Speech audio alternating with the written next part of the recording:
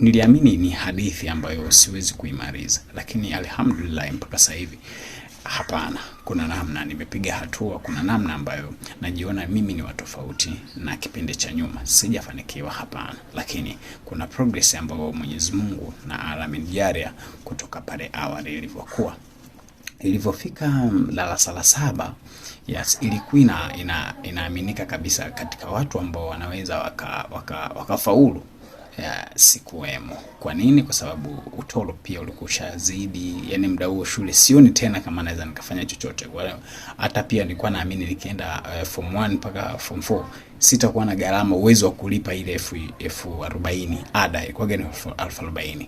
Sitakuwa na uwezo wa kuilipa hiyo ada, wala wazazi wangu hawawezi. Kwa hiyo nikawa naamini achana nayo tu, hata hivyo nisiweke hard kwenye hilo. Lakini mitihani inakuja. Yes, sijui, unajua katika vitu ambavyo tunasemaga Allah huwa anakujalia kitu au Mwenyezi Mungu anakupa kitu pasipo wewe kujua. Mimi basi ni kwenye kipindi cha mtihani nilijikuta